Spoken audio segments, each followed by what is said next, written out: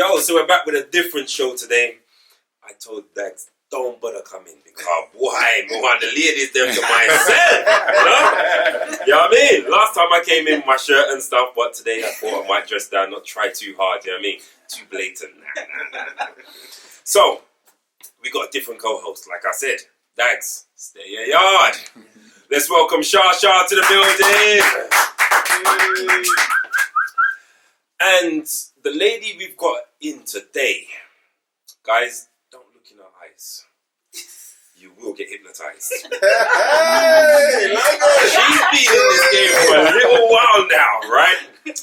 And she is probably the one and only, if not the original, house gospel singer, group, choir. Let's welcome in Natalie Maddix from the House Gospel Choir. Yeah, well, you know, try. Yeah, we gotta try. You know what I mean? Head top, I feel like a rapper freestyling and all that. You know what I'm saying? So, Shaw, what's good, girl? What's happening? It's yeah, me. First time on the Statement podcast and stuff. First time. Uh-huh. Glad to be here. You ain't nervous, are you? No. Of course not. Do this in your sleep. It. Exactly. And Nats. Hi. How you doing? I'm really good today, actually. Yeah. Have you done much of this stuff? What, the podcast stuff? Yeah. No. I'm actually quite nervous. Obviously, being here with both of you who I've known for many years, but not in this format. So, yeah, I feel a bit more chilled. Cool. Now, for me to get to her, I had to go down in the DMs, you know what I'm saying? But it's a good thing that we were following each other already because that means it goes straight into the right DM, not that one where you have to get requested for and stuff like that. The one I don't check. Yeah, me neither. I don't check that often enough, to be honest. But how are you? I'm feeling very grateful. I feel energized. Yep. And a little bit apprehensive. Okay. Yeah. What are your 3 words, if you don't mind me asking? Oh, damn. Yeah. All right. Right now, I'm feeling relaxed. Mm-hmm. I'm feeling grateful to be in both of you guys' companies. And ready to roll on with the show. Nice. Ready. Ready. Sure. Okay. I guess I would say I'm feeling grateful. Got a lot of things to be grateful for. Good. Feeling quite accomplished as well. Things have been going okay for me, and also just busy. Yeah. Yeah. Busy in a good way. Busy in a good way. Sometimes I'm like, why do I keep saying yes? But yeah. And this is actually your first podcast, right? It's always Actually, I was doing a kind of an online thing during lockdown. Okay. Yeah, share my queendom, I called it. Okay. So there's evidence of that online about the place. what was that all about? It was basically, I was just speaking to people that was in my network on different subjects. Okay. So, I'd have one talking about people that have left the UK to live in other countries. So, I'd call them up. So international. We would talk. It was, different, people that are in the money industry, they'd be talking, giving their advice and stuff. So all different subjects. So and these are just people that I have that are my friends and stuff. Well, it's different. Like, I don't have all these lights and stuff, I was in my bedroom in lockdown, so it's a little different. You're used to this, girl. So, where did you start?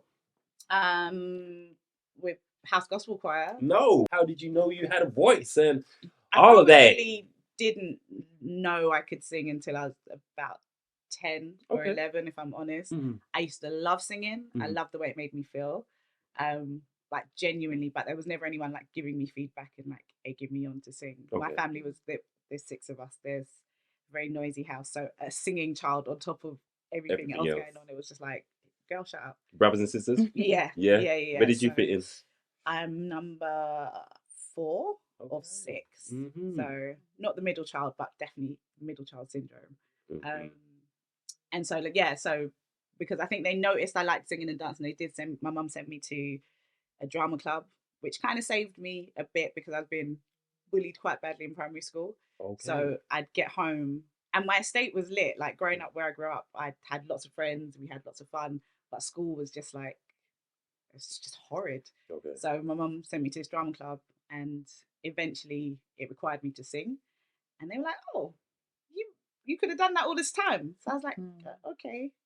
So I just started singing. And that was like when you was about 10 years old? Yeah, I was about 9 or 10, I think. Yeah, I was in a play in at the Bricks in Brixton, and they needed someone to sing this little part, and it came out really good. So I was like, okay, that feeling that feels good, it also makes other people feel good when I do it. So maybe there's something there.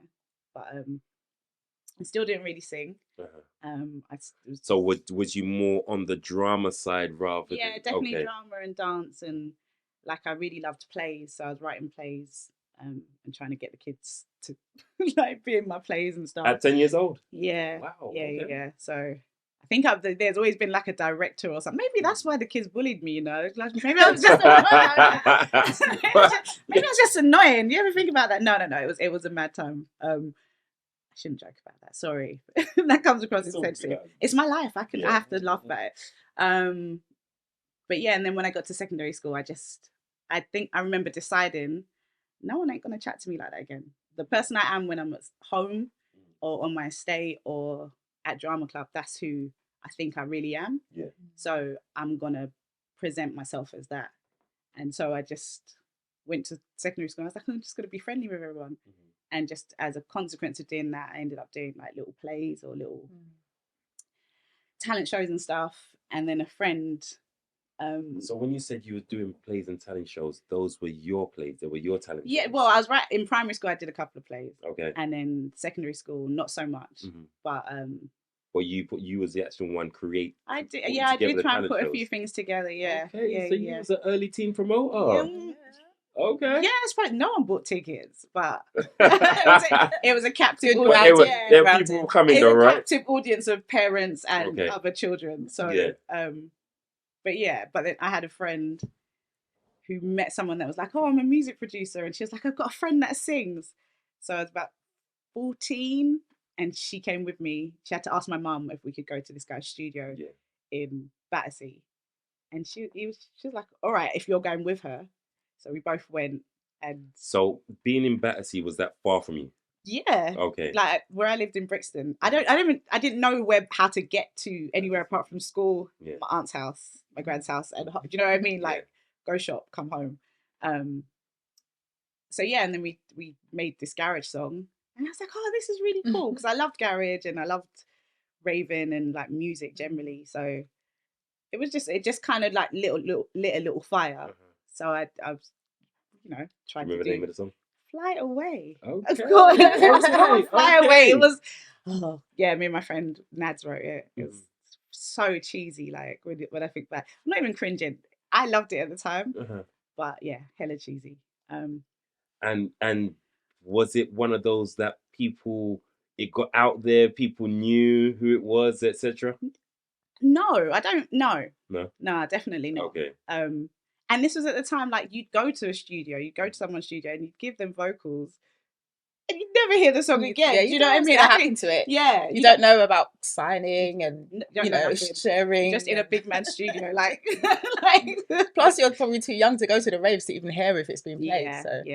So no one will know it definitely got played, but I wasn't in there. the place. Yeah, I wasn't played. Yeah. Okay. Yeah. Good point. Yeah. Good point. If someone finds that would be so sick, but I don't think anyone will ever find that. You lost contact with the actual producer? Yeah. Okay. Yeah. Okay. Yeah, it's been years. But I learned so much about producing from him. Well, he probably won't have it anyway. He'd probably on a floppy disk, which you can't even get now. on a DAT somewhere. Exactly, that table. Yeah. Gosh. But it was that. And and then I realised I liked being in the studio. Like, I'd just be watching the screen like, oh, what does that do? What does this do? So I just started going studio whenever I could. If someone was recording or a friend was doing something, I'd just be in there, like, trying to figure out what it was. Trying to understand what producing music was as well. So... yeah, so that's kind of how I got started in music. Yeah. If that kind of a long story, sorry. That's all right. Yeah. So where did your journey go from there? It didn't. My mum was like, okay, that's enough music. Go and find a book, finish your GCSEs. So I had to do that. And then when I started sixth form, someone was like, "Oh, my cousin's got a garage crew. You should be in their crew. You should be like the first lady of the crew." I was like, "Okay, I'll try it." Go on, what garage crew was it? Go on, listen, come on.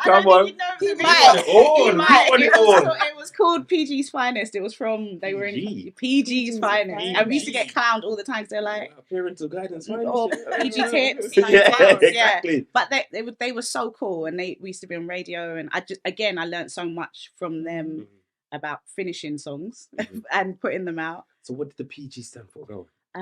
It was an estate in Clapham called Pointers Gardens. Okay. Yeah. Okay. So yeah, and it was cool, man. I done that for like a year and a half or something, and just kept it moving. It was fun. It was like nice. I tried to spit. I'm not good at that. But so you actually wrote lyrics to spit to? No, I sang. Okay. Yeah, I sang. Okay. I was about to say let's hear what the verse sounds like. I had a very dead verse, and I would no one wants to hear that. And then I stopped. I think that wasn't like a great experience in terms of like, how does this work? We had a manager, and there was like conversations about record deals and stuff, and we shot a music video, and it was on Channel U, or at the time it was Channel U, but nothing happened. And I was like, okay, this is a bit dead. I thought we were going to be the next So Solid. Just I thought, So Solid and PG's Finest. Don't mug it. Don't mug it.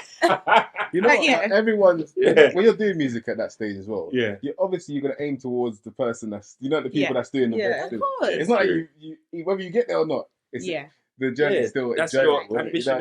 But you got to remember, when I started even dreaming about doing music or going raving, these things didn't exist. Yeah. So to be growing and evolving, and you start seeing these big acts, like there was no big black dance music in the UK at the time. There was lots of like garage and things happening, but like So Solid were not regular. That was a juggernaut, and when they hit, everyone wanted to spit. They came in like a storm. Exactly. That's their kind of Yeah. I think everything gets built all the time. Like, exactly. You got your Heartless crews, then you got your Pay As You Go crews, and then because I don't feel like they got to get as much as So Solid did, but they built the foundations. Yes. You know what I mean? A lot of garage was mainly built up in North London. You know what I mean? A lot of stations, Freak FM. Well, no, Mission FM. What's it called? It's So Solid were really the ones that built the foundation before the Pay As You Goes and stuff. Because remember, they were the original guys that were coming from the garage era. Hip hop is more of a South London thing. Garage was like built in North London. You know what I'm saying? If you think about all the people that started, like even EZ, so if you go to the highest of who's a garage personality, EZ, say from him, and he started in North London. You know what I mean? The Heartless crew, they started in North London, and these people are massive. They still to this day like hold a certain level of weight. Do you get what I'm saying? So like I always say that sometimes the people that start things don't always get to be the people that get to monetize it. You know what I mean? Sometimes when you start something, I've been a victim of that myself. You start something, but because you're so early in starting it, you wasn't the one that was able to see all the mistakes and stuff. And do you get what I'm saying? And see the profit. For people learning from your mistakes. They learn from your mistakes. You know what I mean? So when you think about Heartless crew and Page, you go even that clash. Hold on and all that. That was before the So Solid there. So you're talking like North and East then, really? Yeah, East. Yeah, because remember, Pay As You Go and all them lot are East London, really. That's what I mean.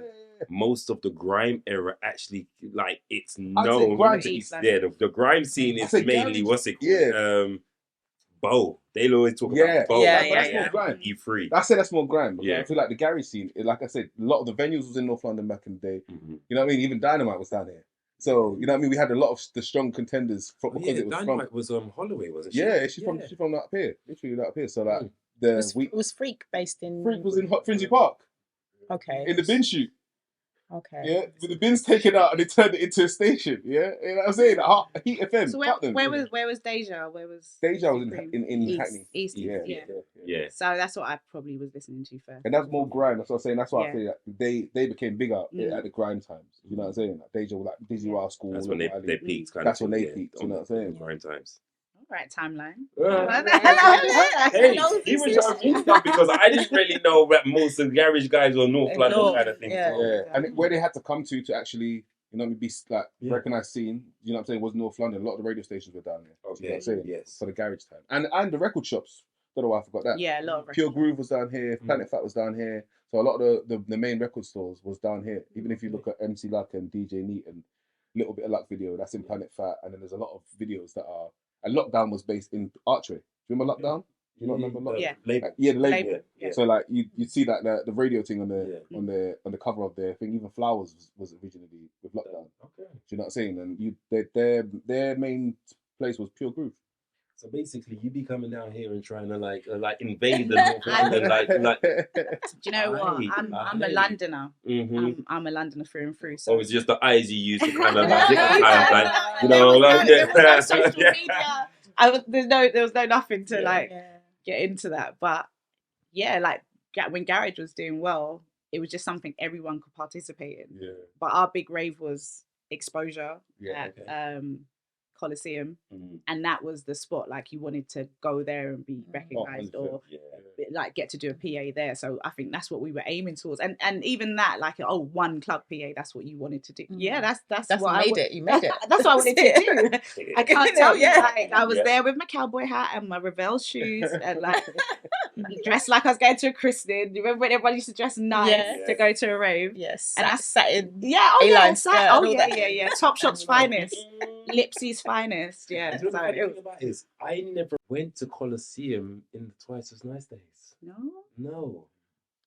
I went to Twice as Nice quite late. I was more going out. Well, the jungle. I was probably too young to be there. But, you know, like telepathy and all of that. Yeah, I always wanted getting to in go there. to telepathy. My brother was the junglist, and he'd have all the box sets, the roast box sets, and be like the Cool FM stuff. Yeah, and he collects flyers. So at one point he had like the largest flyer collection in the UK. It's like a weird accolade, but like they've done a documentary on him for Channel 4. Oh wow! So I used to hear the drum and bass and the jungle thumping through the wall, thinking, I want to go out with him. I want to wear chippy jeans and like do what he's doing. And we weren't allowed. So Garage was, you know, when it was time for me to start raving, that was what was available. Yeah, and Coliseum was the best place you could go. So what was your original music that you was really into? London kid, innit? Like you're from the UK, so it could be anything from Spandau Ballet. I'm going to keep it very real. To Terence Trent D'Arby, to some Lovers Rock. And I had older brothers and sisters and cousins and stuff, so our family parties are like quite legendary. So it was all black music, but then what I could access with my little pocket money or whatever was very, very like so when you say what you could access, is like you went out and bought your own records and stuff as well? Yeah, I couldn't go Red Records and buy a record on import with $1.99. Like this, we're talking about our price. Our price, Our price in Woolworths and HMV, like 99p 99p single. First week. The thing is, there's a lot of people that forget that Woolworths used to spell records.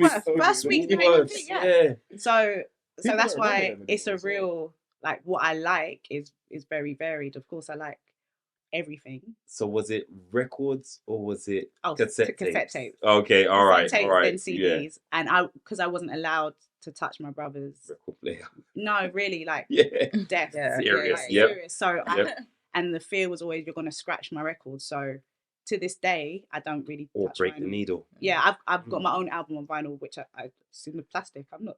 I've got a record player. I'm not playing it. I'm scared. Like it worked. PTSD. Trauma. I'm gonna get into it, but nah. Yeah, it's just that worked. So yeah, that's I suppose the start of the journey. And then I stopped singing because it was just miserable. It was like, we're never going to be so solid. I'm never going to be Lisa Macker. That's not going to happen, is it? And but from writing, I was like, let me just get my feelings out. So I was always writing poems and like nice songs as well.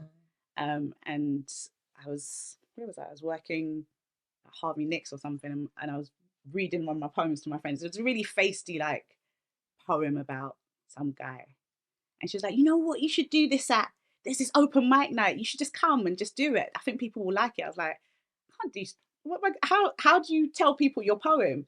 So she's like, just come with me. So I went with her. I can't remember which one it was first. Do you remember which area is it? It was Holloway, actually. It was in the uni, but I can't remember what the night was. I think I know. You know, innit? I think the so. uni was venue. it Honor? The Rocket. Rocket. Rocket. Yeah. So I just went to watch. Yeah. And then I watched and I was like, oh, it's kind of like they're spitting. I kind of know how to do that. So I went home and started trying to do the poem kind of, and it just worked. So I went back and like I spat it for her technically on the shop floor, and she was like, yeah, next one, you're gonna go and do it. And I did it. People were like, yeah, that's really good. Yeah. So I wrote another Facebook. You had a season of spoken word. I did. Yes. I did. And that's where I met you, I believe. I used to sell CDs. How many jobs is one person gonna have? No, you sound like me. Yeah, exactly. That's what I'm saying. The journey's wild, isn't it? So I used to sell a hustle. That's it. I used to sell, what were they called? Beats to the Streets or? Oh, I can see the logo. As you're saying that. Yeah, like it's like a box set, like a graffiti kind of thing. Hot to Death. Oh, yes. I used to sell the Hot to Death CDs. And they used to have like a double seat. Yeah. I've been trying to look for them as well. Like, there's a I've slow got jam loads Bible that they have. I definitely said I sold some. Wow. These guys should have capitalized by at least putting themselves on what's it called? I was about to say YouTube, but no, they can't because of takedowns. There must be somewhere who's Hot to Death was the best mixtape. You could have a party with them. A whole people rave did. in your yard. People did. DJ. Yeah, people did. That's need AI before AI. Yeah. And then you can act like he was DJ and he was a fake DJ. Yeah, and they used to have the sound effects. It was wicked. So I used to sell those at Kroger's. So did you know the guys that were making it? No. It was like different vendors had them, and I'm pretty sure they just got girls to be like, I'll give you these 10, I'll give you 50p. Yeah. Everybody, so the money was crap. But what it did do was get me into lots of different spaces where I could just set up a little. They'd be like, oh, the Hot to Death girls here, just set up your table and sell some CDs. And then I was like to Koja, do you think I could go on stage? He was like, yeah, go on then. This was early doors. When he used to just let anyone go on stage. And I'd done the poem and people were laughing this time. I was like, oh, it's funny. So I was like, start acting a bit with it. It was, I suppose so. Like, cussing men is still was at the time when you're young. Like, it's just the thing to do. You kind of, so I started doing that for a bit. And the thing is, you've just told me where we met. I couldn't remember where we met. Yeah, those were good times, man. You don't remember you first saw them eyes, Lois? No. Listen, I'm up till now. I'm still floating like that. The Bristol advert. Trusting me. Wow. Oh, trust. You know, one of the things they used to bully me about at school, and this is not even to you, it's like that. But in primary school, when I was getting bullied, they were like, "Don't look at me. You got witch's eyes. You got to like." And I was like, "When you're like 8, you don't know what." I was like, I'm just. Yeah, it's weird. So when you say that, it's like from somewhere deep. That's the parents telling her like. No, that's not. That's when we were younger. When we fancied with girls, we dissed them. Yeah, no, I got bullied by a lot of boys. Yeah, we dissed them because they liked you, but they didn't know how to say it. So mad. So we dissed. You have to teach the children that now. You'd fight girls because you like them. Yes. I'm talking those ages, 8. You know, that's what I'm talking. So when I'm talking about being bullied in primary school, like it was. I fought boys all throughout my primary school. Wow. Because they liked you. Yeah. And my class, for whatever reason, ended up with like 90% boys. So it was a real tough primary school in that way. So yeah. Anyway, here we are. Yeah. Here we are. I wish I'd known then. Sorry. What was that? I lost track now. So. Yeah, CDs, spoken word. Then I stopped and I went back to uni because I told my mum I would get a degree. Which uni did you go to? I went to Goldsmiths and which was where? New Cross. Okay. New Cross Gate, and studied anthropology and media. And just was like, all right, I'm gonna take it easy on the music thing. So at that time, what did you want to get into? I'd read Zora Neale Hurston's autobiography when I was about 13. And I read Their Eyes Are Watching God after that. I was like, okay, this is what anthropology is. She's by, largely considered the first Black female anthropologist. Okay. And I was like, okay, if it just means like looking at culture and speaking about it in this kind of artistic language as well, you're documenting your scene in a way. And that just really interested me. And then studying anthropology made me realize that how deep it is and how much it does influence policy, and just has definitely been used for colonial purposes historically. But I think there is still value in people that are from the particular culture that is being studied, being able to express in language. Idea, colours, etc. Yeah, I think so. So I think every like I think anthropologists are important in this day and age. Definitely. Not just to kind of feed back to the government how we can like subjugate a population and steal their resources, which, like, let's be real, a lot of classical anthropology was used in that way, but it's also can be used to document your history, our our culture, before it disappears, because it changes. It's changed so much from when we were first making music or first growing up in the UK. So I think having people part of your community that can do that is really important. So I did my podcast so important as well. Yeah, for the same reason. Exactly. So it's part of that tradition. I did my dissertation on Pardner because I like money. I like money, and so you was a snitch, huh? not even. I think I looked at it like there was this. My granddad was a Pardner man. Okay. And when they first came to this country, and then my mum carried on the tradition. So our house was like Friday night. Everyone was dropping off their money. Yeah. There was fritters and conversation and gossip, and that's the vibe. That's the family I grew up in. So money for me is something we talk about, and you know who's getting. Yeah, you know what I mean. And like, and someone will come and say like, Miss Root, me need a draw. And she said, book up, everything book up. Like whatever it was, it was. See, now you know where her family from, huh? Yeah. So, but I think a lot of our, especially in music and in creative arts, we struggle to talk about money. We struggle to get the contract right, because the British culture doesn't teach us to talk about money. But actually we have a long tradition of just as a community being really open. Oh, my fridge is broken down. My car needs a new blah, blah, blah. Okay, drop, it's 10 weeks of Partner and you're going to get your things sorted. And I love the community spirit of that. So I think that's like, my mindset is definitely from a place of working together. That's why I always wanted to be in a crew or be in a choir, I suppose, or that's how I grew up. And I know the value of sharing. And that seems to be how you had an entrepreneurial spirit from 13 when you used to put on your what's it called, shows? Your the little talent shows. Talent shows. That's the word I was looking for. We did an auction once as well. That was fun. Okay. I watched too much American TV as a kid, but so that's kind of what I like about our culture. That's what I love about it, and I really do genuinely enjoy being British, because we're in a town, in a city, in a country where we get to meet so many different types of people. But I love being Jamaican, man, and I love what we've been able to achieve in this country, and watching other cultures, how they do things and build as communities. That was anthropology for me in a nutshell. And you learn a lot about community, you learn a lot about group organization, learn a lot about economics. There's so much, it's such a rich subject. I just thought, I remember thinking, I wish we could bring this to music somehow. And I was like, I don't know how to do that. So I just didn't, and I just worked in people's offices for like 6 years. I didn't do any music. I didn't do anything with my degree.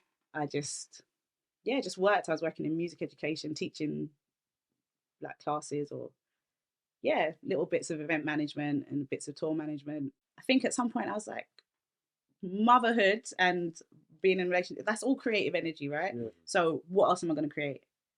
If I'm not going to do that, I'm not a failure by no stretch of the imagination. And I think I've been too blessed to end up poor, and struggle. So I've got to do something.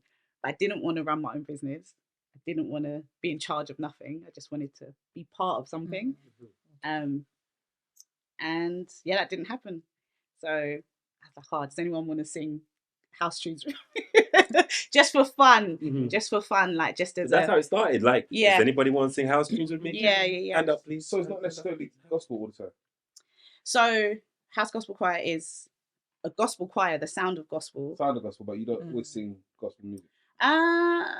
Gospel house is a genre in itself. Okay. Yeah, so, and that is worship music set to house tempo with house sensibilities. House Gospel Choir, it's not an inversion of it, but it's the same discipline as in gospel as the genre. And with that, we sing some gospel house songs. Okay. and we've remixed traditional gospel songs into house versions. See. But predominantly the house is, it's the other way around. Yes. So the tradition is still gospel singing with a group of people. Yeah. And for me, gospel is part of the black music lineage. Yes. From Negro spiritualism to drum and bass to reggae, it's all part of it, jazz, all of it. And gospel is in there as a genre, but it is also faith-specific music. So there's like the clash, right? Between there's a clash. Yeah, there's some people that will be like, no, you don't do that. There will be that. Yeah. But I think what I love about your choir is that the freedom. It just says to me freedom and love. Yes. Freedom, love, and vibes. Exactly. Exactly. That's it. Yeah. and as a house raver, like you go to a house rave of any description, go Defected, go Southport Weekender, go anywhere. What is the overwhelming feeling you're getting from that? Yeah, experience? it is that. It's and it feels like there's that thing about being in that group. Yeah. Everyone is of the same. Everyone's feeling the same. It can be overwhelming, and it is genuinely like just love and you know. I'll be a Southport Weekender, be watching a live gig, and I'm like, I want to cry. Yeah. What's going on? Like I'm feeling. How many Southport Weekenders did I walk past you like, hi, Sean? At the chalet party, like we've just been I think house music is one of those genres where nobody's actually going to question the words. Like, because there's so much uplifting music in house anyway that we all know. You know, like, let's just say, and then there'll be like, I don't know, like say for instance, like Wookiee Battle was the only one in Garage that I remember being so uplifting. But I know in the house music there's loads of Live On. But in house music there's loads of tunes when you actually listen to it, it's kind of gospelish. I mean, I'd argue that like but then house music as a Deneo did his song. Yes. But that's what I'm saying. Like house music, I don't think anyone would stop and be like, "Oh, right, this is like gospelish." But if it was hip hop, they would be like, "Right, this guy's preaching." Or if it was like, if it's reggae, you know basically they just enjoy it for what it is. They'll just enjoy it for what it is. Exactly. They won't think, "Oh, if it was reggae, it goes into the kind of like there's a sector." The beat sounds good. The chorus sounds wicked. Exactly. I'm dancing. I'm singing. Positive. Then he gets put in that category over there. Then the same with hip hop, same with like dancehall, same with. But house is the only one where a wicked tune can get played. Where someone's talking wickedness, and then you can play like a gospel in terms of their and no one can know the difference. There's not that many wicked tunes in house. Most of it is soulful or spiritual, uplifting in some way, or is about escapism or love. It's genuinely love music, and it does come from struggle. It is born out of resistance. Like house music as a movement, the people that were originally dancing to that music were black, white, gay, queer community, people that weren't allowed necessarily into the mainstream club spaces. So everybody together. It does. And that's why I'm saying like it's so important that you understand house in its origins as part of that black music tradition as well, because if you look at house music today and you go and look at the top 10, there's I don't know if there's going to be any black artists in it today. Like there might be one next week, but there's no sense. I didn't grow up hearing the word house and thinking, oh yeah, that's what I'm supposed to be in a house rave. You're not. It's unce music not for us. When I understood that people that go to them dances, they all take drugs. That's the reputation. Ben Sherman. But you have to go to understand as well. Like, and it's evolved though over the years.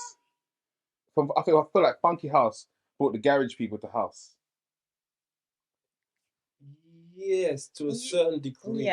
Now there's so many genres within house now. Basically. No, I know, but as I was saying, you know the ones that dragged all the people that wasn't on house. The same people you're talking about. But the people that wasn't on a generation game. No, there was no garage raves to go to. Garage was by and large, like before MCs and before it got quite dark and gully, like it was pretty much love music too.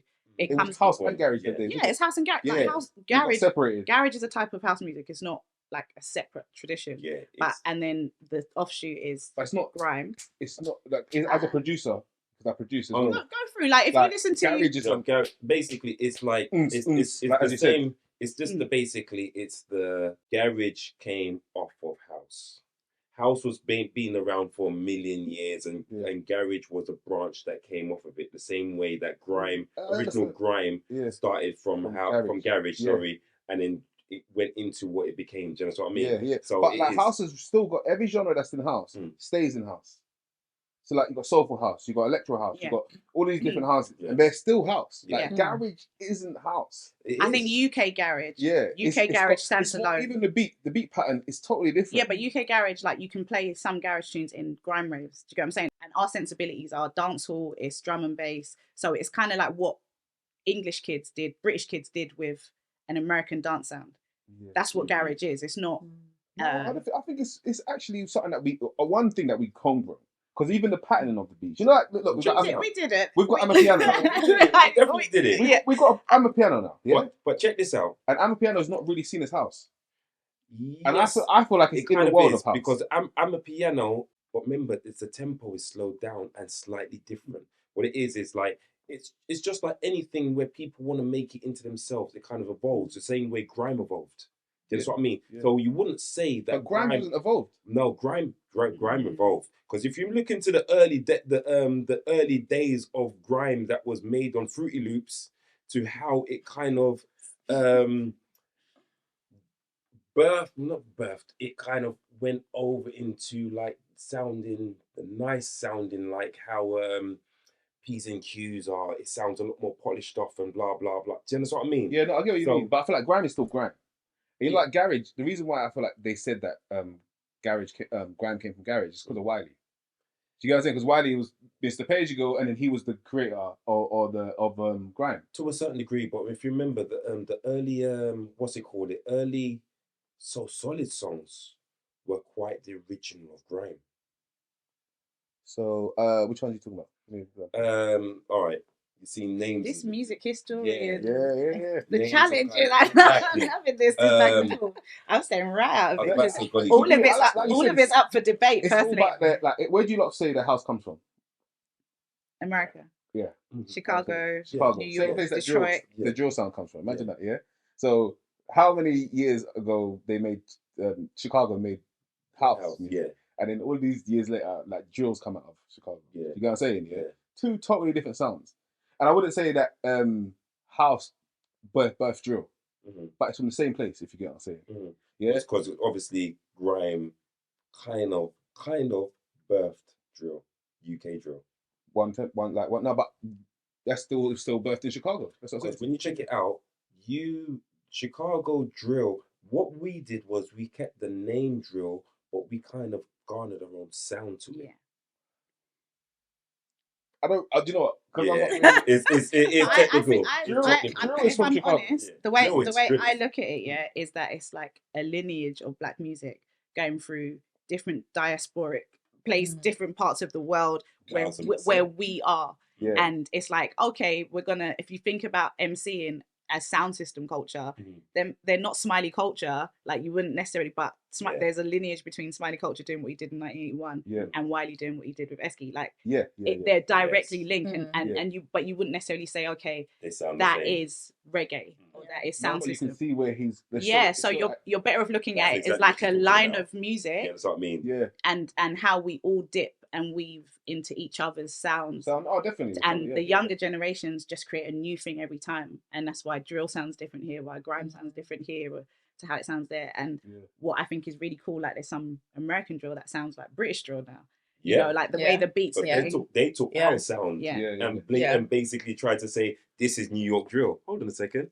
But the New York drill is produced by London. Exactly. Yeah. Now they've got their own producers doing it, and now it is the London sound. No, but all the biggest producers in drill are New York drill. But I'm just saying it started in Chicago. That's what I was saying. Okay, with Keith Chief and all them. Like, why do we get so obsessed where things started? Not you personally. I think we always get why do we talking about the origins of stuff? That's what people like to claim it as well, wherever they're from. Yeah. Like Amapiano, South Africa will claim that. That is them. South Africa. It is. Yeah, it is. Yeah. But I even think that Amapiano, how we call it Amapiano when we hear the house DJs playing it to their tempo. Yes. The South Africans are not happy about how we play it. They're like, you're playing 120. Yeah, what is that? 15, so eventually, early Amapiano that sounds like UK funky.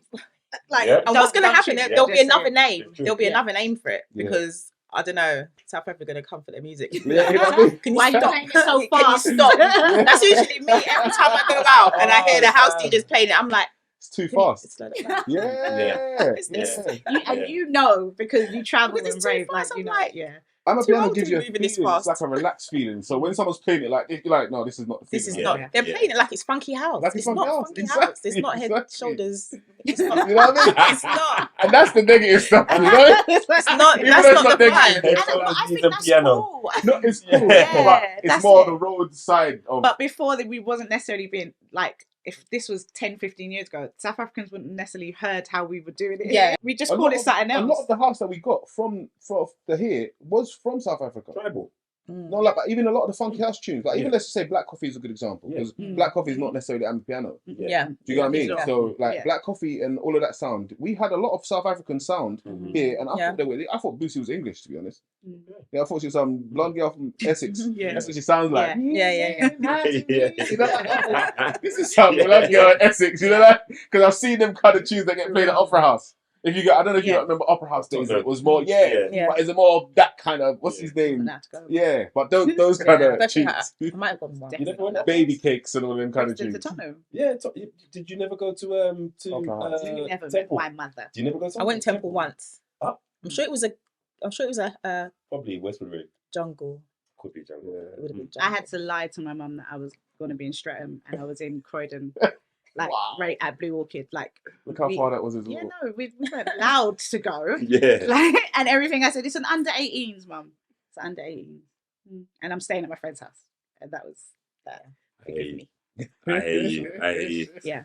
Mommy's gonna see this. I mean, from heaven, but yeah, she Yeah. probably still has that to say. No, let me ask you a question as well. When do you think it started where people started playing multi-music genre raves? Because I remember it came in. You know, like there was a time where it was just a house and garage rave, or there was a jungle rave, or there was an R&B rave, like a Westwood rave. You know, that them kind of vibe. And then it became a thing where it was genre raves all the time. Do you know what I'm saying? I couldn't tell you where it came in, but I know the birth of it was when. I'm using an example now. Yeah.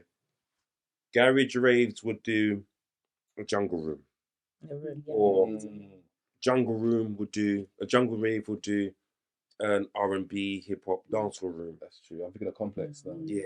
So Angel. once they started to have events where they could have more than one room and split them, that is the nucleus of where you basically get everything in one. I mean, in reality, you go yard and they were playing everything anyway. That's what I mean. They were playing everything. Not you mean just Jamaica. Well, garage and everything. Garage. Well, not so much the garage side of things, but they were playing the R&B, they played the hip hop, they played pop, they played dancehall, they played everything that is popular at that time. Do you know what I mean? So yeah, I would say that was the nucleus. Is that? This is a question for you as well. Like, you know, I my family parties would play everything, and then the DJ would put on the one jungle tune you had. You'd hear, wicked. After You're so happy. And then you've got the house parties. You know what I mean? Then you've got the house parties. They had to play True. for the kids that Yeah. were in the room, and they had to play R&B, and they had to play Dennis Brown, and they had to play. So I always love going somewhere and hearing all of the different stuff. I like find a wedding. I love the wedding. You know, you're gonna hear tunes that you won't hear in the dance.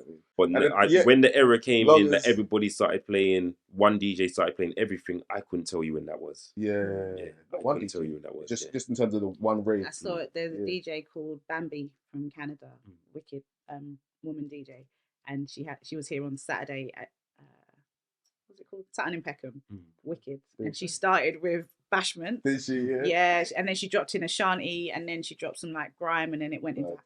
It was one of the best. It was like a 2 hour. Well, I was there for about 2 hours. That's as much as I could do, but it was like a real journey, and it was one DJ. Wow. You like, and remember, the mixing between. That's the nice thing when it's one. You kind of create a journey, don't you? Yeah. It's like creating an album. And her edits. You choose where they go. But if you're the one DJ, you're going to create a journey. You know what vibe you want to create. But when you've got one DJs coming from another rave, you just come in and he just plays. And you just mashed up the vibe. That was, do you know what I mean? It's, you know? So I miss that. That's why I like weddings, because you've got the one DJ, he's creating the journey. Definitely. Do you know what I mean? I'd love to go back to that. Yeah. Even when she mentions house parties, I'm proper. I can. Them days house parties. I miss house parties so much because the way you're explaining them is it's proper like the back. And if you were the Pardner family, you know the Pardner family always got the littiest parties as well. It's true. 'Cause everybody knows them. Everyone knows You know what I mean? and they're comfortable with people being in the Yep. house. Good parties. But those parties are missing. I swear, like when we came up, those were the best. Mm. You know what I mean? Like the house party where they clear all the furniture. And, Yep. Yeah. You know what I'm saying? I mean, the best part of it, in reality, is that we don't have to do the clearing up afterwards. Yeah. Mm. Yeah, that is true. So, the part that, the connection that I'm missing from this, where was your church journey before? All my family were christened. Well, all the kids in my family from my generation onwards were all christened at Christ Church. Okay. On Brixton Road. Very Anglican, very Church of England. Is that further up Brixton Hill, or is that further down towards Oval? Okay. Yeah. And that was, I think it's a respectability thing, but also school. And a lot of us went to Christ Church school, so it was like all kids had to be christened, and if you're a Catholic, you got to do the Holy First Communion, all of that. Okay, so you're Catholic. You grew up in No, Church of England. Okay. But I went to Pentecostal Sunday school from maybe 1 or 2 years old. So and this is gonna sound weird. It's not neglectful with my nursery nurse who, because my mum worked, I started nursery really young. So Sister Pauline was like, she's like my friend. I just used to love hanging out with this woman. Yeah. So she asked my mum if she could take me to church with her, because she used to sing me church songs at nursery. And she's like, I think she's onto this. Like she's, you know. So I went Pentecostal Sunday school most weeks, and then one week a month I'd go to the Church of England Sunday school. So my foundation is Christianity, from 2 different traditions, but like best of both worlds. Yeah, like I understood the stories of the Bible, and I believe in God. The journey's like a bit fraught in a way, because my Pentecostal church went through some changes. Okay. So, and then I went to Catholic secondary school, which was like different again. And I remember feeling like, this is not forgive me. It's one book. Well, no, there was no S on the end. Don't worry about that. Don't worry, there was no S. It's one book. It's one Bible, but I'm 12 and I've had to learn to pray 3 different ways. And I've had to learn to worship 3 different ways. And I've had to like deify Mary or Jesus or, you know, God the Almighty. And it was a bit confusing for me. So I was really clear. I was like, I believe in God, and lessons of the Bible are very clear for me. But I kind of just backed up a little bit, because I was like, this is quite confusing. So singing like at church was like very Anglican, all things brighten. On that one Sunday, and the rest of the time it was, there is a flag flying. Yes. The castle of, whatever it was. Like, so it's a Bogle really, and all them. Yeah. It was brilliant, and it was proper jump up church, and I just felt very happy there, and happy at other Sunday school because I had biscuits. So no, and squash. Yeah, it was very nice. Squash. Yeah, it was very That's to make it stretch. Yeah. So yeah, and I enjoyed church, and I had these church families, I had these communities, and there was always nice people in the churches, adults and children. I was like, I like this, and I loved singing with them. And then I went to my first rave when I was 13, and I was like, this is kind of like church. I know it sounds blasphemous. I know, I understand how that sounds blasphemous, but you have to remember I was already confused about how to worship. All right, so the reason why it doesn't sound blasphemous to me is because you know what you mean with it. Yeah. You understand what I mean? You don't mean it's blasphemous. It's like, all right, yeah, man.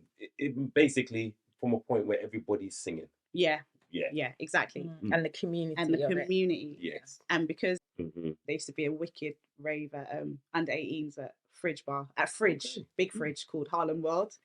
And then we used to have Juice. Where was it? Juice was wicked. In the detention. It was in Streatham, next to the bowling alley. Caesars. That's right. Oh my God. And just like kids being allowed to have fun, just like dancing. And it was that there'd be a jungle DJ, there'd be garage, there'd be R&B. And it was just like, oh, okay, this is nice too. We weren't making no trouble. We were just having a good time. And you've got to remember, like every step of my journey, there's always been community in whatever way, shape or form. And this is the first time this is one that wasn't given to me by adults or my parents or drama club. It was just like we found each other, and I was like, this feels good. So I kind of picked Raven over church, and plus I'd mash up on Sunday morning. Not hungover because we didn't drink then. We didn't have money. Get up, man. Your man's trying to get you up for church. Are you crazy? I'm not getting up. I've been raving till 11:30 last night. Thank you very much. My little legs couldn't take it, and we didn't drink because we had no money. We had the £110 to get in, and that split between how many of you? And one shared dress. Yeah. Wow. I'll keep it real. The clothes were on rotation with me and my friends, and it's a great thing. Yeah, definitely caused some arguments. That's my turn. Not even did some. And then didn't she wear that?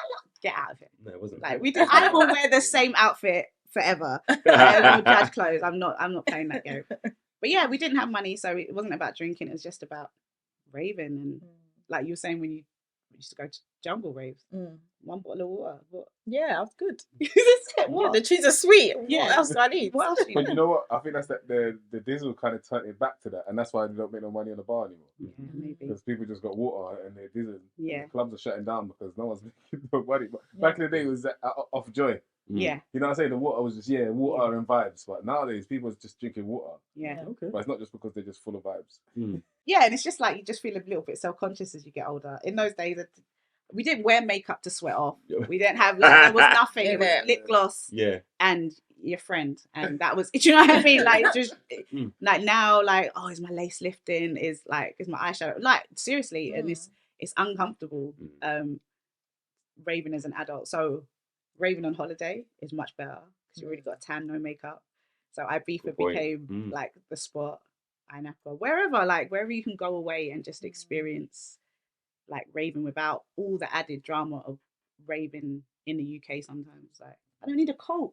You don't need a coat. You just got some money in your bra and you're gone. Like it's in that holiday mode anyway. Yeah, exactly. Usually when you're here, it's in holiday mode. Yeah. We've got work on this day, or you got this to do another day, your kids to pick up on this day. You know what I mean? It's not like when you're on holiday. Free. Yeah. You're on holiday. You're like, let's just go. Yeah. Love that. So then putting the choir together now, because I remember you got to the point where you was like, does anybody want to join me? Yeah. Few people said yes, and then I got shook. I was like, oh no, some people know what I mean now, and some people agree. So I didn't do it. I think I put a thing on Instagram, and I was like, who wants to sing with me? And a few people messaged, and I still didn't do it. And my friend offered me space in the basement of their office. I used to work for Bigger Fish. Yeah. Doing Tom. You worked for Bigger Fish as well. Bigger Fish as well. Listen, the way me and Charles, I know it's like mad. this. We're gonna have to do another. I know. Yeah. Well, quickly say how you guys met. Quickly, big up Nee as well, because Nee, dude, what he done with Nee's amazing. Nee, I was an office manager there. Was that before I was there? I think it was after, but you still worked on a project or two while I was there. Okay. I think was it through Roses? We did backing vocals for Roses before? Oh yeah, at Stratford, in Stratford, right? Is it Stratford or Rosa Good was an artist? Camden, wicked artist, insanely good. Venue in Camden. Proud of Coco. No, I don't remember. I don't know, but we did. Actually, yes, I remember we were rehearsing there. No, it wasn't Electric. I know I did something in Proud, but now I can't remember if it was with you. Yeah, I it feel was like Rosie. that might It was Roses that I first met you through, definitely. Yeah. And then sing, sure. I don't know. The thing is, I never wanted to be a singer, but singing just wouldn't leave me alone. Okay. I never wanted to be a singer. I hate people looking at me. Right. Here I am on the camera. Hi. Right. Yeah, I used to like dancing. I was first dance, so those raves that I was too young to be in, I was on a stage doing routines and stuff with my dance group. Yeah. Who was your dance group? So it was called Alpha and Omega. Alpha and Omega? Was it called Alpha and Omega? Alpha something. It was called at the time. I doubt it'll be on there. YouTube wasn't around them times. Must have put it up there somewhere. How lucky we are that it was Adrenaline Village. Oh, so lucky. Yeah. So I was doing a little bit of dancing here and there. So I do that, and then singing. I don't even know how that came. I was in a couple girl groups in my youth. I think I remember you being in a girl group. Anyone remember? I don't remember the names, but No, we did things like X Factor and yeah. Yeah, with Lizzie. No. I was with one with Lizzie earlier, Yeah. and then after I was in another one with a girl. I put a group together. I put in an advert in the paper that I'm looking for singers. You see, that's what they both got in common now. That's what they both got in common. There's a girl that came Would you down. want to join me? And so I was always at what's the venue called? Ocean. Yes. Yeah. So Rising Tide at the back. Yeah. Yeah, so I used to hang out in there all the time. I was just there, like had nothing else to do. I was just there. Right? Yeah, and they gave me a room for me to hold my auditions. Girls were coming, auditioning, and everything. Yeah, a girl came all the way down from Lancashire to audition, and did she get in? Yeah, okay, and we moved in together. Oh wow! And another girl from Australia who just moved to UK to do music, and she joined as well. It was cool, man. It was good. What's the name of the group then? So embarrassing. You know the name. Come on, girl. It was called Soul Tray. You know, with the little. I remember Soul Tray. You had that the little. Did you have that? I remember. Yeah. Do little bits here and there. I forgot about that because I remember. That part. I did a bit of sewing. I made us some costumes and. How old was you then, first? Say again. How old was you sewing? How was I sewing? How old was I? Maybe like 20, but they were younger than me. So I was doing everything. We did a big photo shoot. We got people to lend us jewelry, clothes, all sorts of. I think a restaurant lent us their little private room. Like, everything was free. I just got favors all over the place. We had a photo shoot, and yeah, it was good times, man. You still sing, huh? I still sing. Yeah. He still sings. Yeah. What? There's one song, Queendom. No, Queendom. Oh, yeah, it's called Fairy Tale, but the main line was "Share My Queendom." Yeah, and I used to. That's what I did as a solo artist. Imagine. So good. Did you make up Queendom? Well, no. Well, now you put Queendoms everywhere. I don't know. I feel like I made it up. Yeah. I don't know if I subconsciously saw it somewhere, but I felt like I did. Yeah. I don't remember anyone using it before. It's still the first time I've heard it today. Swear. Yeah. I've heard a few people use it, but that was the first time I'd heard it. Yeah. So like a love song, Share My Queendom. So I was singing to a guy as if I'm a queen, he's a king, kind of thing. That's when I was still doing spoken word a lot. Yes. You'd be doing. Yes. I've seen same way. Yeah. G-hop. Oh, were you on the CD as well? On the touch one? Think so. Okay. I think I wrote the 2 songs because Carl Ramsey. That's now we're talking. Yeah. Carl Ramsey pushed me to be solo singer. I was like, I don't want to be solo. I don't want to be. I'm not even a great singer. Like what? And then he had this idea to do this production showing the different stages of love. You know, like fancying someone, getting with someone, the relationship, the arguments, the breakups.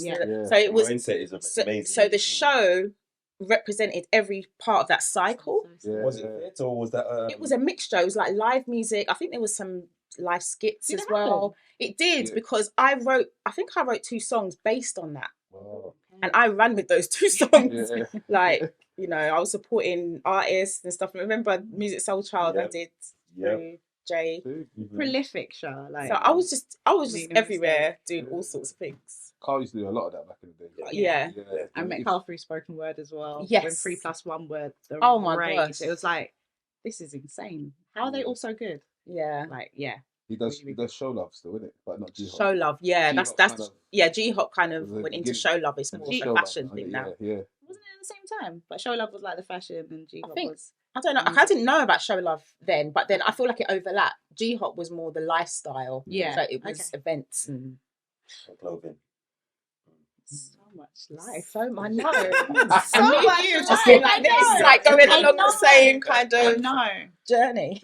But and I think I remember I was saying to you before, like the first ever house gospel choir show was in the basement at a hotel called Ace Hotel. Yeah. In Miranda. And you came and I was like, oh, Charlotte. And I think I saw you at Southport Weekender that year. Yeah. And I'd only started the choir like 3-4 months before. And it sold out. Like this, it's a small venue. It's like 150 tickets, but 150 tickets. I don't know how to. Way more. And you were there, and then you were just like, "This is great, like gospel and house." Yeah, I was keep doing it. keep going. And because I respect you and rate you so much, that was such a big encouragement for me to keep going, because I know you know house music and I know from LC that you know gospel as well. So when someone that's in both your worlds like says keep going with that, like what are you gonna do? You're gonna stop. Exactly. So thank you. Thank you for that so much. So much. You got your flowers. Yeah. Really Inspirational flowers. Very much so. So you've got the group together now. Where did you go from there? Glastonbury. Whoa. Yeah. So go on. Yeah. Exactly. I said no, not just like that. Like it got to the point where I'd said it to enough people, and I was still like managing events and stuff and doing production management, and I was doing some work for a company called Serious. They do London Jazz Festival, amazing. And one of the directors is a guy called David Jones, who's just a really solid, like knows music, knows good music, and just I'd have good conversations with him. So it's like, I really want to do my own choir, David, just one day, like, and he was like, oh, I think I know someone that's looking for a choir for Glastonbury. I was like, oh, okay, you know, I've that choir, I think my choir's ready. Like, had no choir yet. I just all these people I'd been talking to. Like, well, if you can pull it together, I'll put you in touch with the guy. So that's all he done. He did an intro email, and then I went back to him. I was like, how do I do this contract? And he just talked me through it. And like in that meantime, I'd set up our first rehearsal, and we learned Beautiful People by Barbara Tucker, the harmonies to that. And there was about 12 of us. And then the following week, they were like, oh, can I bring my friend? The following week, there was about 20 of us. And then it just kept growing from there. So you were basically the soul solid of gospel. Yeah, let's go. Like, you wanted to get so want to be so solid. Like, you're the soul one solid gospel. What else? Yeah. Wow. I'll take it. Yeah. So yeah, so that made me mega man. Yes. Mega girl. Mega girl. Yeah. Finally. That was the mafia. We should talk about the head. But we joke about it, right? But that's the example. Yeah. That is the example. Like seeing other people, seeing Heartless, seeing Page You Grow. Like I was like, oh, we can do this. And I remember doing it, and there was a few people that started the journey with me because I'd explained to them what I wanted to do. And after about 3 weeks, they're like, yeah, this ain't gonna work. And I was like, I think it will, just bear with me. And they were like, all right, 2 more weeks. And they were like, nah, it's not gonna work. And just were like, cut. And that's before Glastonbury. Before Glastonbury. Okay. So with like, how long ago is this?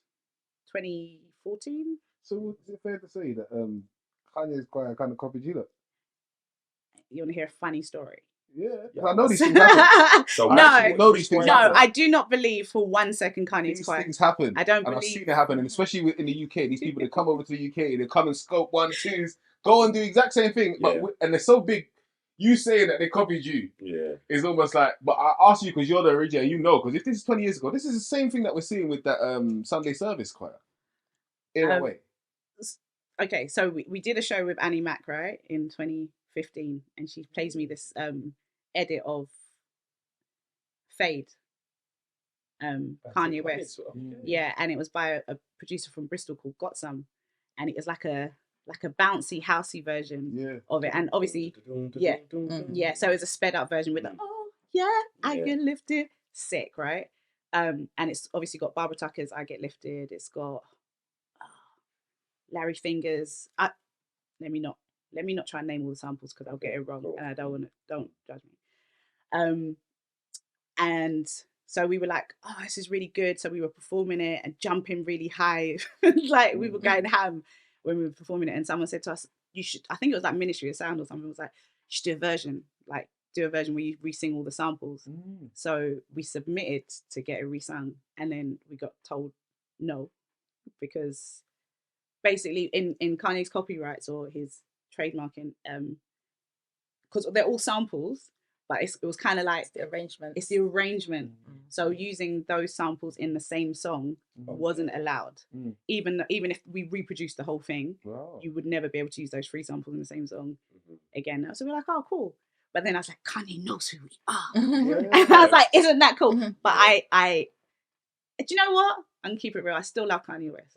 Kanye West put a battery in my back. I just stop loving. I just know that these guys were about, because I even used to do events in like Commercial Road. Yeah. And one of the events, I just low key. There's a place called Gramophone. I don't know if you remember. I remember Gramophone. Remember Gramophone? Yeah. And he just walked in. Like, he was one of the people that I'm like, Kanye West coming to man's rave, but this is 20 years ago. Yeah. So I'm not talking about like within these days or whatever. I'm talking about the first album. He loved like Shoreditch and Commercial Road and that whole scene as well. Do you know what I'm saying? So I just know that I've never heard anyone else kind of come out with. And when I asked you how long ago it was, and you're like, and I'm like, 20 years ago. Well, this is way. I don't know if Kanye actually knows who we are, but that happened for real. And it was before that. But I would never ever say. I used to wake up and tweet Kanye best. Like, such a like, you know, like when I say he put a battery in my back, like them albums, I was doing my degree and struggling. I was like, I want to quit, man. And I'd put on Kanye's albums to just like hype me up. Yeah. And it taught me it taught me how to like believe in myself. And for an artist to show you their workings out and be getting it wrong in public and messing up and showing you how they get it right and what that looks like. No one had done that. So for me, like, to watch that, one of my biggest inspirations, hands down. So yeah, I think Kanye West knows who we are, but I'm not sure. So don't tell him I said that. But yeah, we're not allowed to sample that song. But you know what? The thing about it is they have been stealing ideas from us for very many years. I'm not getting involved in They have been. They wouldn't give us the acknowledgement for it, but they did for many. But the thing is, that's music. Yeah. There's nowhere you go in the world where you don't borrow inspiration from someone. And sometimes you don't even know you're borrowing. Exactly. Sometimes you're singing something and you don't realise it's something that you've heard before. Yeah. Because as far as you're concerned, like, where did that come from? Yeah. No, it's there. I did it. We're the original house gospel choir, but make no mistake, there have been many choirs that have sung house music. There are some amazing choirs that sing house music. There are, like, Barbara Tucker puts together groups of singers, some of the best singers you'd ever want to know in dance music, and records them as choirs. Like, so there are lots of gospel vocals in house music, period. And gospel choirs are a very much used sound in pop music as well. So I wouldn't say I originated it. Like, just to be very clear, I just think I done what I felt to do in that moment, and I saw no one else doing it. In your mind, did you originate it? No. At the time. So you kind of saw other people doing it and jumped on it. No. Then you originated it. You originated your thing. Yeah. You didn't see something and say, I want to do that like that. Don't be I'm humble. grateful. I'm not humble. It's not you never said, I like what this person's doing. I'm going to go and do No, that. he's coming from the point of you didn't really know of any other gospel choir, house gospel choir. Singing house music. No, I never. Yes. So, dedicated to agreed. house. Yes. Yes. You know what I'm saying? Okay. Yeah, I was the first person to do that. Yeah. We got there in the end, huh? We got there in the end, huh? Gosh. Oh, So- God. You put together you put together your So Solid House Gospel Choir. All right. Yeah. And you skipped everything in the middle and went all the way to Glastonbury. No, she didn't, because if you heard what she said she didn't even have a choir when she got Glastonbury. Exactly. That's my point. So she put everything, she skipped everything in the middle and got all the way to Glastonbury. What happened from then onwards? What, the next gig? Well, it's not even literally the next gig, but where was the first one, no? It's technically the second one. The first one was the gig. That was like the warm up. Like, can we do this live? Ace Hotel. Yeah, that was the first ever time we've done it. So this is all the things she started. That was the first one. So that's literally her starting of it. Exactly. Yeah. But I mean, usually there's a very big journey before you get to Glastonbury, and she did the whole. No, don't do that. No, all of it is the journey. Do you get, like, watching my mum do a partner and how to communicate well? I'm being serious. Like learning how to put other groups together for other people's projects. Tour managing, event management, singing, writing songs, being friends with DJs, networking. Like, all of that was the pre-work. So even if it was, and that's what I think is really important for people to remember when they want to do something. You're doing it already. Like, don't feel like, you got to start from the beginning. No, even the reason you've got the idea today is because of something you did when you were 12. Yeah. Who knows? Like everything leads all, up to it. It's all part of it. It's all the working out, and it's not. And your journey is your journey. If you're gonna create, and it's all creative as well. Like you can brand something, you can name something, but I was always gonna be in a house rave singing along, and that, do you know what I mean? Like that's what makes me happy. So yes, I get what you're saying. Yep. Between the getting the booking. Because that's a fast track. That's a major fast track. She actually just had when you hear the story, like like when you got connects. Yeah. That's what happens. You know, like when you got connection, you got a guy that can just link you up Glastonbury. That's what I don't want that narrative though, you know, because the reason that guy could put me in touch with the guy and know that I was solid is because he said to me, "Oh, I need 12 choirs to program the Olympic Park." But you knew him. No. But I programmed 12 choirs for him in the Olympic Park. That's what I'm saying. And it went amazingly. Yeah. So he knew he could say to his contact, this person's got you. Yeah. So that was the work. Let me explain something. It doesn't matter how long you've been in the game and what you think you've done. You don't necessarily have the link to Glastonbury. Yeah. Like, so. I'd argue against that. There's people I've seen whilst at Glastonbury, doing stuff at Glastonbury. That in the music industry. I've done Glastonbury a few times with my choir. But they did it for years. So my choir's they've been around 40 years. That's what I'm saying. Yeah, but that's almost everyone. You can be great, but they want to know what else you're coming with. That's like me supporting Music Soul Child. I don't disagree. It was my links mainly. I hadn't really released any music, but they put him on the stage to open up for.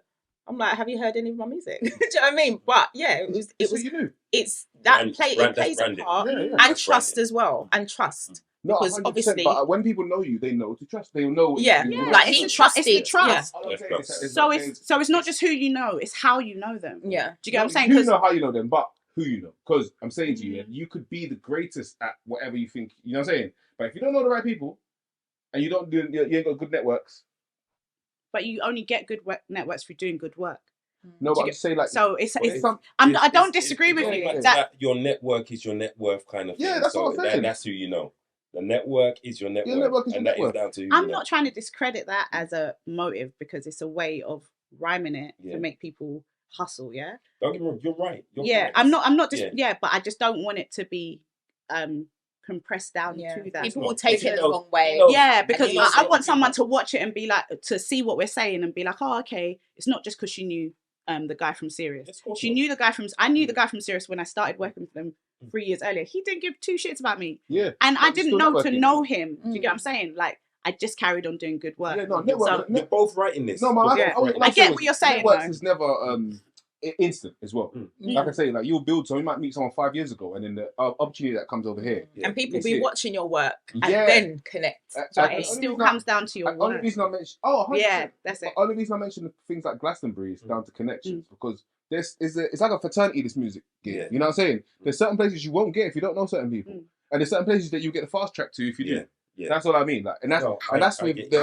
I don't see it the same way. Yeah, no, I really don't, and I will always push back against saying it's a fast track because, and I think it does musicians especially a disservice because you're good at something, you're good at singing, but you didn't start off being good at it.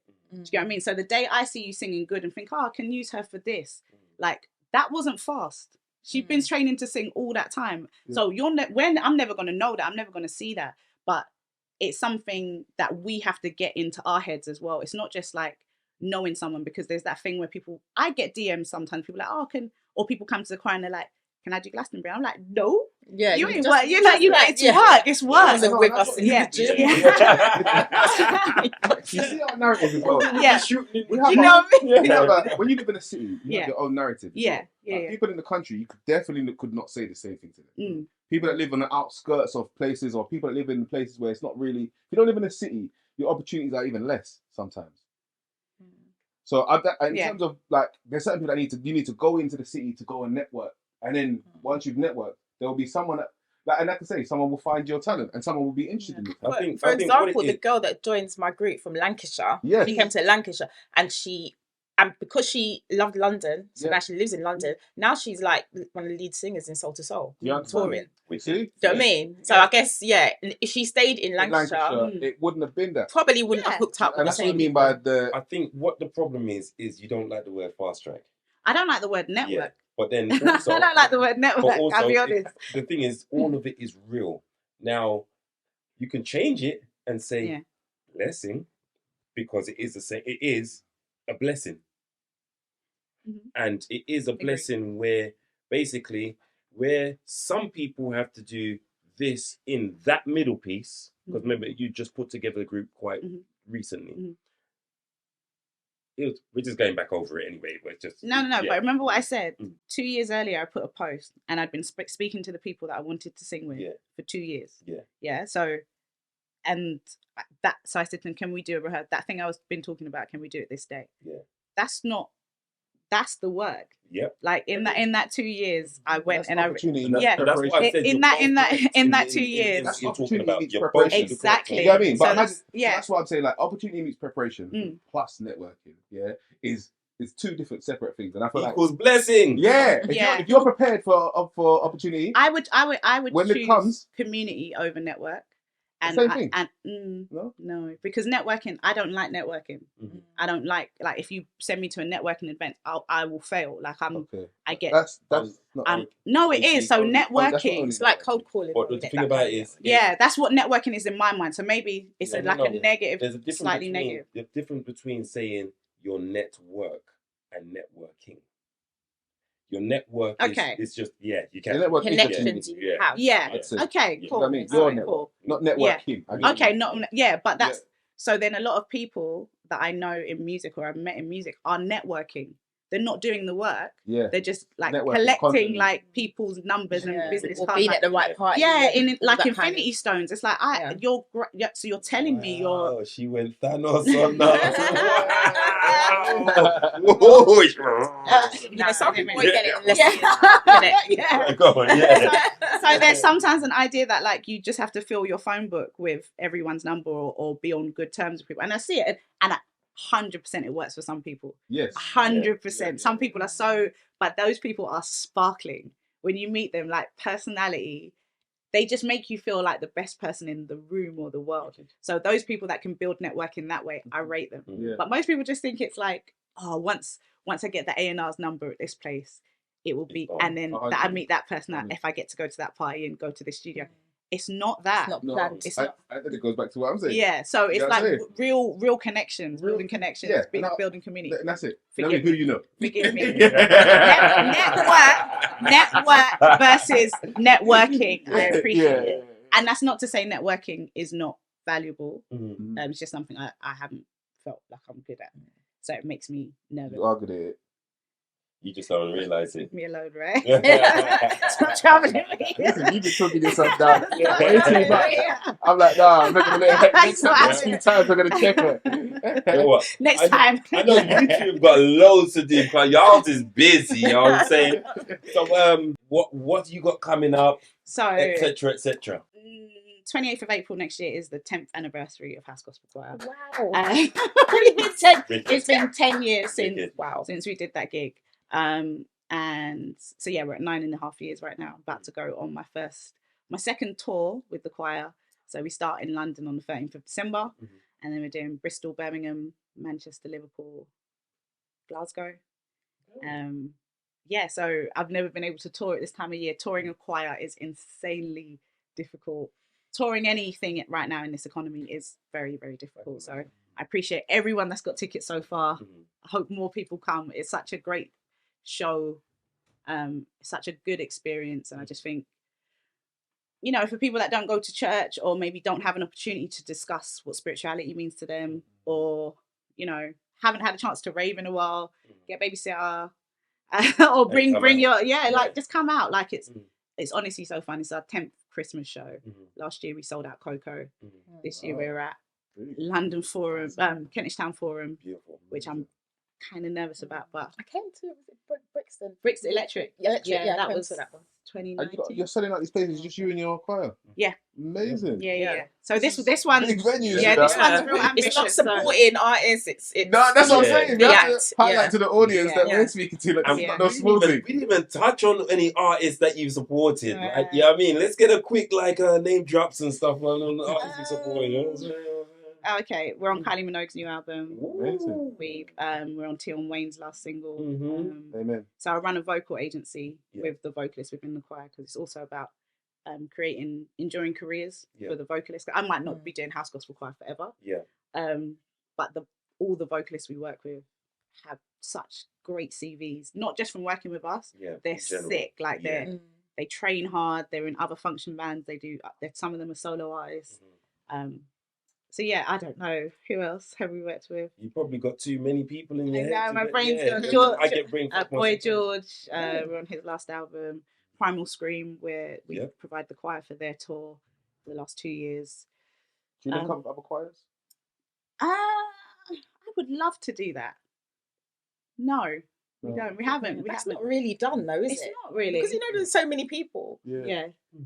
Like my choir, we join up with community choirs, as in, like we'll be going to some random town, little town. So we might put in like a workshop in the day before we do our concert, and they'll have like just people who like to sing, not necessarily singers. And we'll let them come and join us on the stage and sing the last song together. So we do stuff like that, but we haven't really joined up with other professional choirs. Because it's just a lot of people. I've seen it in the studio being done, like for our people's albums and stuff. I know you lot must know Shez. Yeah. So Shez is one of my founding members at a time when I started house gospel choir. Because we used to work at Urban Development together, and like to this day, one of my favourite singers in the UK. So talented. Her whole family is amazing. That whole family. Jamie, you must have. If you was in the Ocean, who was in the Oceans? You said. I wasn't in Ocean. No, we used to rehearse it. I was in Ocean. Yeah. So they were always there. I was just there. Even Damage used to rehearse in there as well. I was just there every day, just hanging out as a teenager. That's where I was. It was the spot. But yeah, no, like a lot of really great singers have been part of house gospel choir over the years. Like my thing is like we are one. Like it's everything we bring to something. So if you ever see what I talk about on our socials and stuff, I big up previous members and future members, our current members, because the things in my head and I'm doing it and managing all the budgets and doing all the things I'm doing, but it's a choir. So the people that come and bring their energies to it are the most important thing. 100%. And they're honestly such, for the most part, really lovely people. And I never wanted to manage artists. I was like, that's a headache, right? So now I manage like 100. I don't know.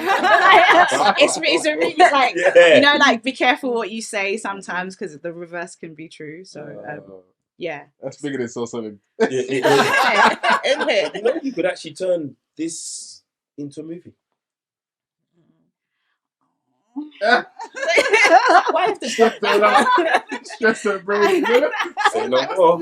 He's been in the movie world too. Okay. Yeah, I know. Gentlemen, this is and this is Natalie Maddix from the House Gospel Choir, and this is another wicked show that we've had today.